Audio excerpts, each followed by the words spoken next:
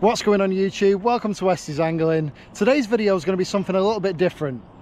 I've been getting a few comments and messages saying, why do you fish method feeder all the time, Westy? Why do you never mix it up and try something different? Well, I do. So usually when it's a sunny day like this, I might swap onto pellet waggler, or I might do a little bit of surface fishing if the carp are cruising. But I don't put it in the method feeder videos because obviously when I'm doing a method feeder video, I want it to be all about method feeder fishing. So here's a series of videos where I've swapped up my tactics and I've moved on to the pellet waggler, or I've moved on to surface fishing, and I've caught a few fish off the back of it. As I've said to you in a couple of my videos, I always take bread with me to swap up tactics if I need to. If it's a boiling hot day like it is today and the carp are cruising, it's ideal conditions to swap up your tactics and get a couple of fish off the top. So enjoy the clips and see how I get on using bread, surface fishing and on the pellet waggler.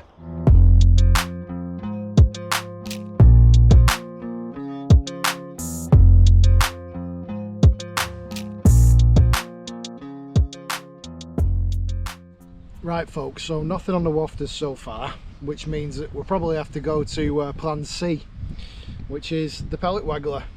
So this is a very old pellet waggler, but it's very light. It's a Drennan Series 7 13-foot carp waggler, and I've literally just got a 3-gram pellet waggler on there, stubby pellet waggler, which is going to be more than heavy enough to cast out the bread the distance that we want to cast it. I'm not going to be fishing far out at all. And then I've got about a foot long hook length there, with 8-pound quarter cruiser control and a nice big size 8 hook for the bread. Very simple, loop to looped with my main line, and I've just got a couple of float stops there just to hold that little pellet waggler in place. I'm not going to be using pellets. Bread's definitely going to be more effective here, so that's what we're going to be doing. Again, like I say, so that's going to sit in the water and then that's going to be about a foot deep. So I'm going to give it another quarter of an hour and then we'll get this ready and get it out. Just passing the hook through, out, move it forward a bit, hook it back through, push it in, and then you just want to close that and squeeze around the shank. See that hook point's free there, nice and sharp, and the bread wraps around the line so it's not going to come off.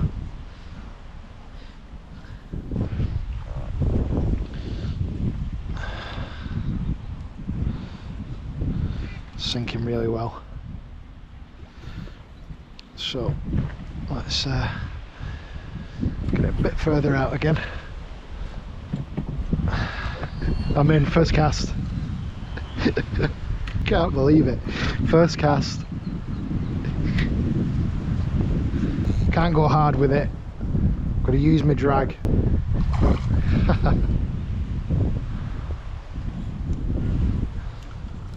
Oh, what a gorgeous carp.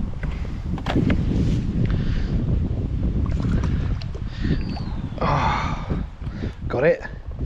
There we go guys, straight away, first fish. They're obviously feeding on the top or in the upper layers. Really bonny F1 that. Very dark F1 like I said.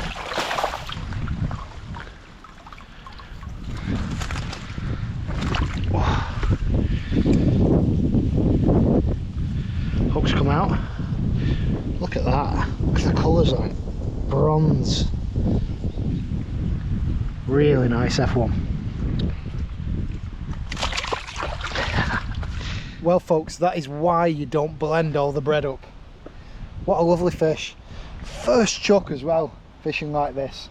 So they're obviously not on the bottom, they're in the upper layers, which makes sense because it is a really warm day. I thought they might be, but I set my stall out to do the supermarket bait test with the chickpeas.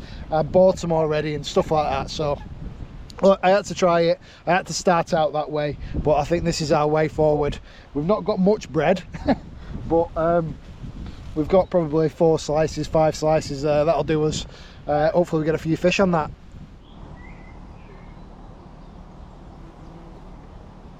Okay folks, so I come out today to do a feeder rod review, but the carp have started cruising and chasing each other on the top. They seem to be still taking things off the top, so I'm going to try a floating bait. I always carry these around with me, the oily, durable hookers. They're a Dynamite Baits product, and how I like to hook these, they're really soft, spongy, so I like to bury pretty much all the hook in if I can, and just have the tip coming out.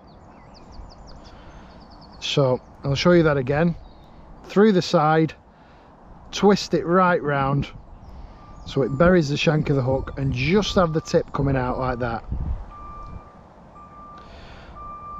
There we go. So that should be enough hook coming out that we can strike into the fish, but not enough hook showing that the fish is going to detect it. Let's see how we get on with these. I've caught fish on them before.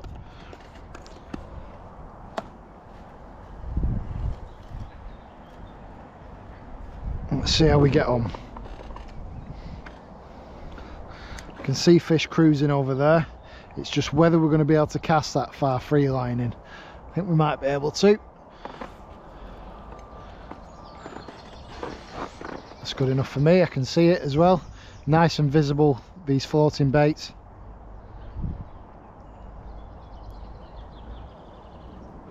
And all we're doing is watching the carp coming up and taking it off the top. Got my polarizing glasses on so I can see the fish cruising about clearly. Nice and still calm today, which is great for this kind of fishing with floating baits, because it's not getting blown around in the wind and you can see everything. You can see the carp cruising, you can see them when they come up for the bait. I think I want to be a touch closer to that island if I can. I have got a surface controller float I can use as well if I need to cast out a little bit further, but ideally I'd rather not use them. Just want to free line. See, seagulls coming down for it. That's what you need to be careful of. I've had a couple of takes now on these oily hookables, but I've not managed to set the hook. Just need to be careful of these seagulls. Pull it away if they get too close to it.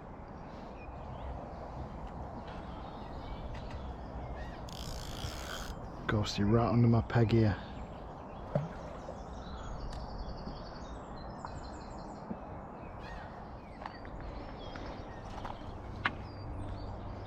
There's quite a few in front of my peg here.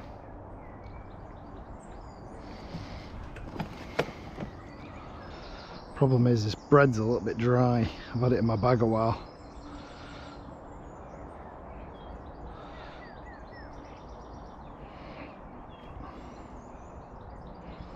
Let's see if I can get one of these that's cruising.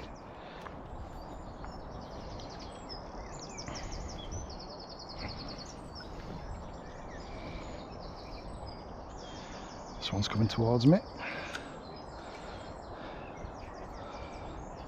Might have spooked it then.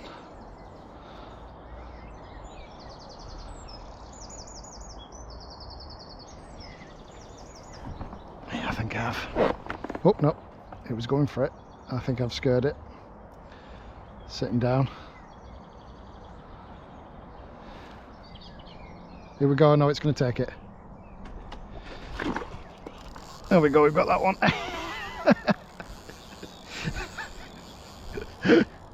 Finally. God, it's pissed off, that one. I didn't see how big it was. It didn't seem that big.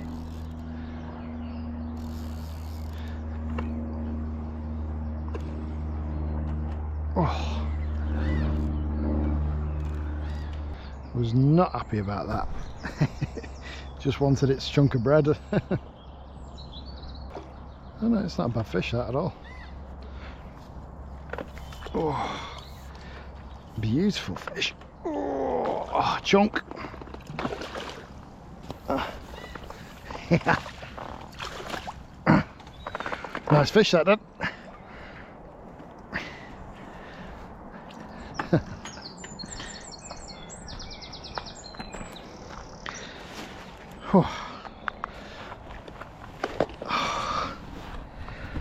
There we go. Just shows you can catch them if they're cruising.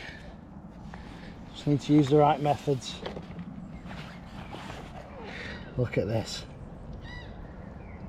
Absolutely beautiful mirror carp. Look at the oranges in it.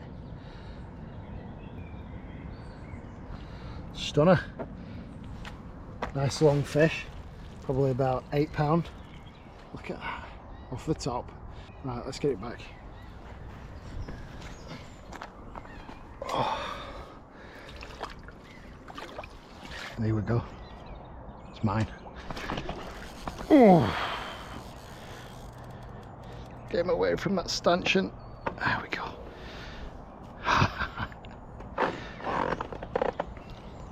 There's that ghosty.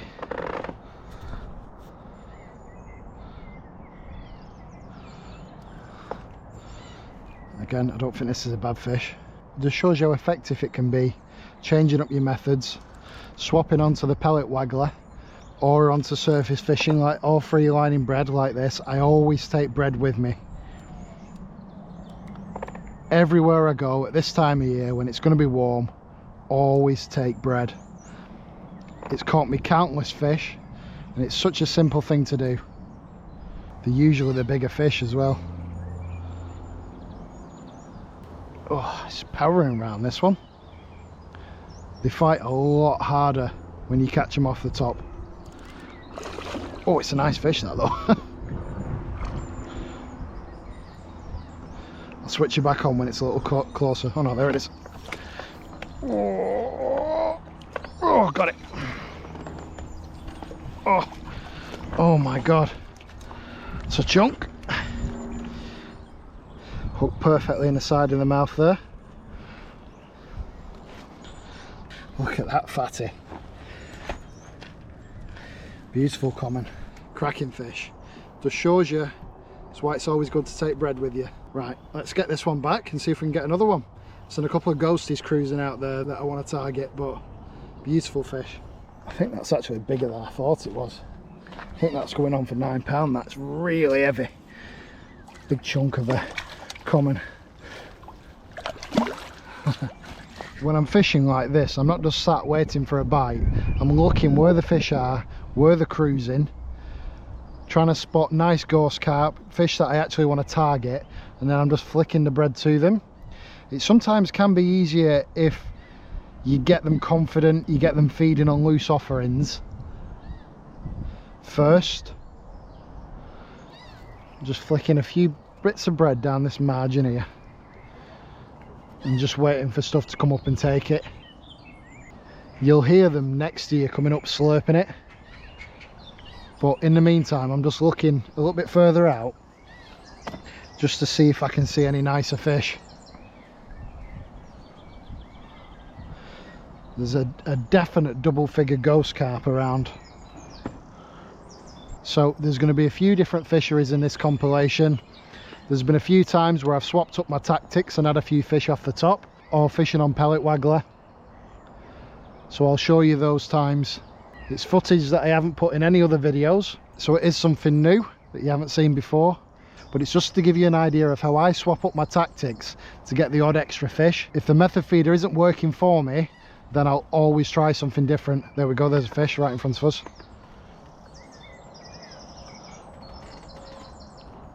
There's a carp coming up for this bread in the margin. Saw it out the corner of my eye. I don't know whether it was a carp. Yeah, it's a carp.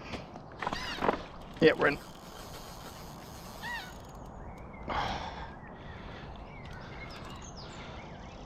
It's not as big as them last two, I don't think.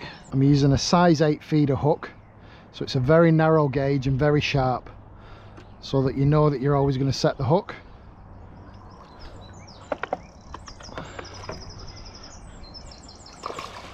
That's a nice mirror. Oh, it's coming.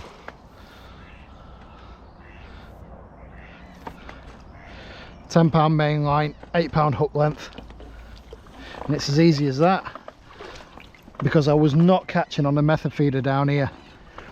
So it just shows you they're willing to feed in different areas and not necessarily on the bottom. It's a bit lively, this one, so I'm just going to keep it in the net, but £4 or £5. Awesome. So a big slurp down here.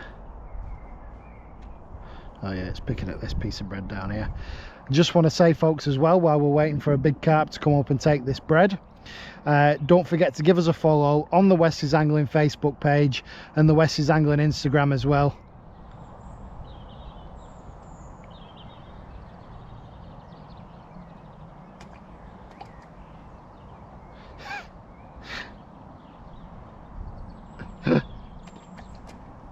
It's a small carp, that.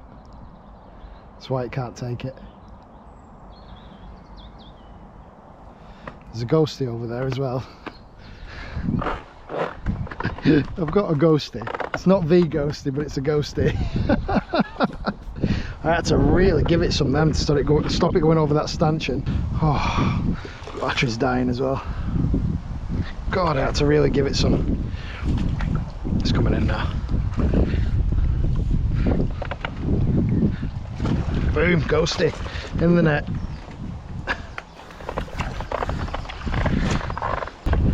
There we go, bonny fish.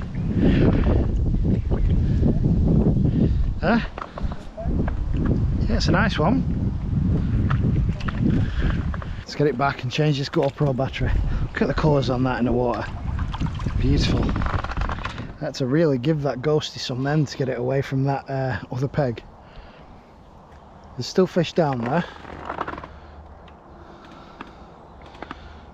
We're a little bit closer to that other side though.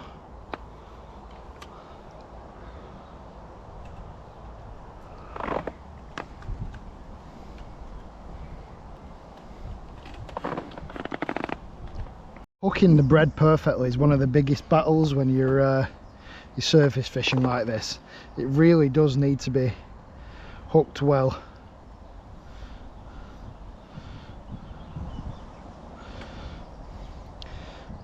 I like to squeeze it around the line and around the shank of the hook as well.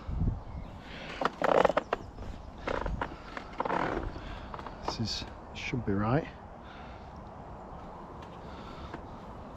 Needs to be the perfect size piece of bread as well, not too big, not too small. If it's too small, it'll sink. If it's too big, you won't get a proper take. They'll just suck around the hook. Right, only a matter of time before they come up for this one. I can hear them moving away into it. Hopefully it's a bigger one. That one at the back's quite small. It needs to be a big fish. Slurp it right into its mouth and then we'll strike.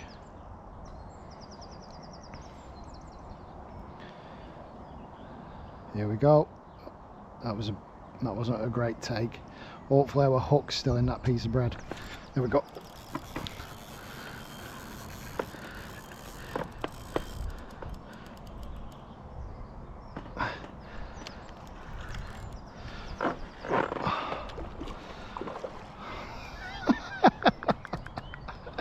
So fun. Right, let's have a look at this. Like I said, it's only a small one. Well, I say small. Really shot off, didn't it?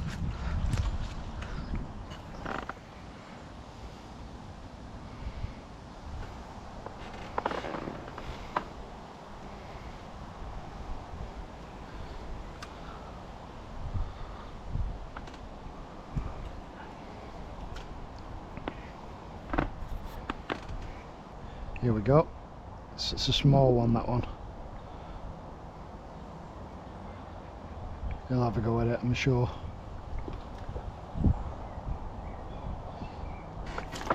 Yeah.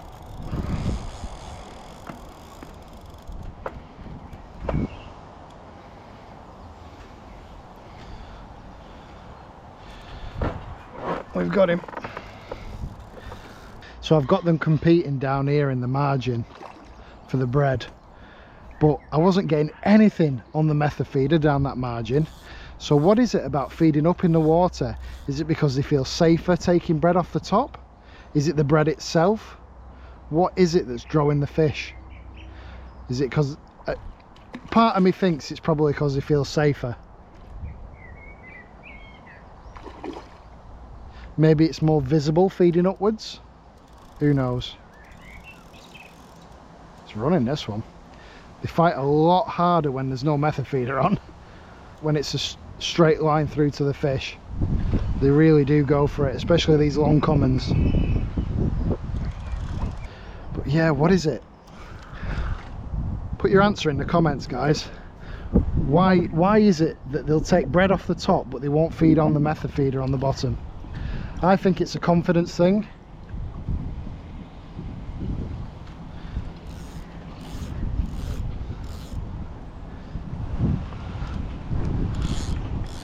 Here we go, coming in, coming in. It's not actually a bad common, that. I thought it was a lot smaller than what it is. It's hard to tell, all you see is the mouths. Yeah, that's a nice common. Probably about £5. Oh, probably too big to be unhooking in the net like this. I might have to take it to the mat. Hooks come out in the net as well, obviously, barbless hook. That's all I use. But yeah, bonny carp. Let's get it back.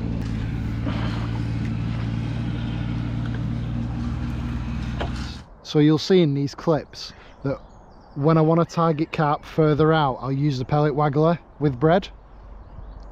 It just gives that little bit of extra casting weight. I usually use a 3-gram pellet waggler.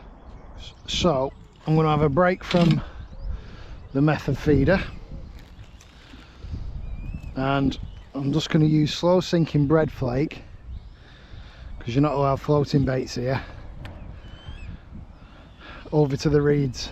This 3-gram stubby pellet waggler should be able to get me over to the reeds near enough. Again, I'm just using that 8-pound Corda Cruiser control to 8-pound Daiwa sensor mainline.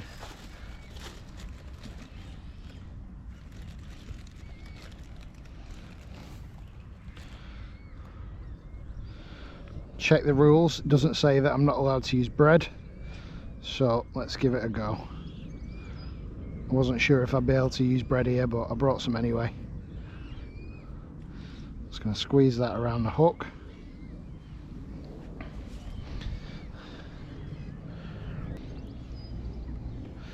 Let's see if I can cast this over.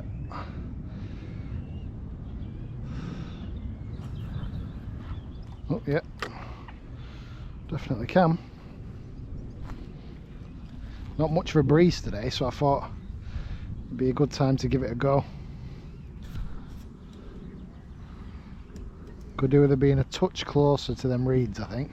Into a fish with a pellet waggler with bread. Is this a rod, Dad? Yeah.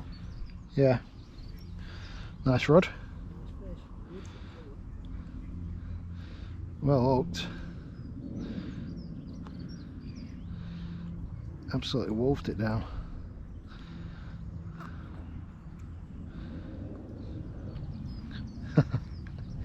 Awesome. Must be a lot of rod out there because they're absolutely hammering it straight away.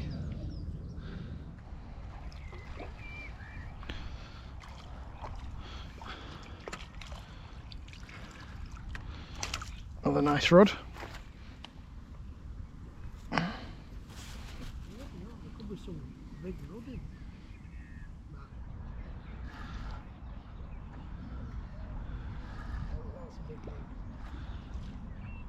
I don't know what it is. Bream.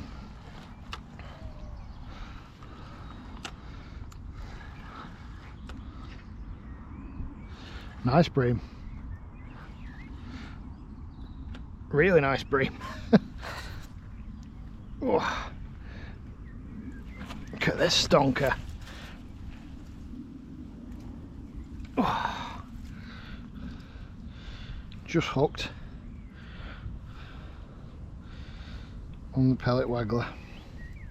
Just fishing big square of bread. Oops, and that's gone. So I'm out doing a bit of method feeder fishing, and I've noticed that there's quite a lot of carp cruising on top. Some decent fish, a couple of ghosties and stuff. So what I've done is I've just swapped over to my specimen rod. This has just got some 10-pound line on. I've just put an 8-pound hook length for Corda Cruiser control and a little 3-gram pellet waggler. It's just held in place with a couple of float stops, and then I've just looped to looped this quarter cruiser control hook length to my main line. I've got a nice big hook on, because what we're going to be doing, I'm just going to have a go on the bread just to see if I manage to catch anything. Now, I'm not allowed to fish on the top here, hence why I put the pellet waggler on, and we're just going to have to use slow sinking bread flake. That's my dad into another fish there, absolutely pulling him out on his side. It's gone a little bit quiet on mine, so what I'm going to do is just bury in the hook there in the bread, just leaving some of the tip showing and squeezing it around the line and around the shank of the hook, and that should sink now.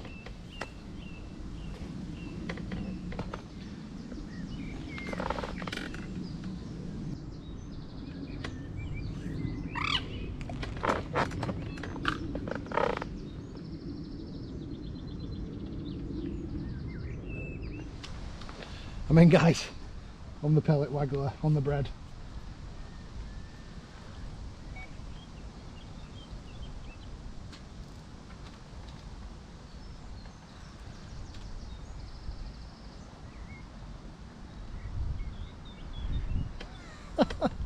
Such a simple change, and straight away into a fish. It'll be a nice fish as well, I'm betting. Oh my god, tench!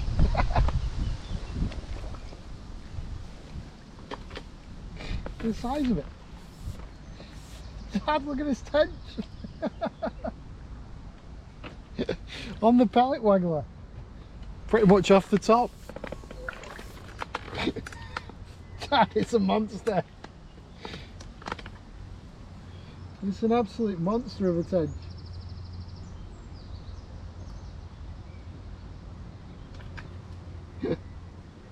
Look at that, on a pellet waggler off the top.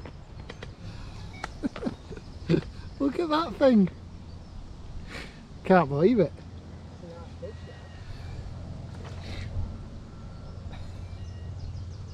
Absolute bloody monster of a tench. Literally probably, I don't know, 8 inches deep. That's it. Really nice tench for you.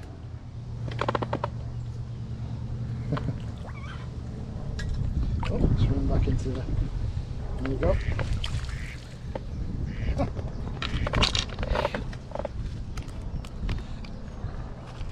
Right, let's get another piece of bread on.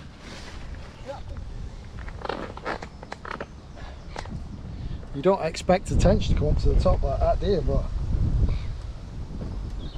it did. Well folks, I hope you've enjoyed this short video on changing up your tactics on hot days.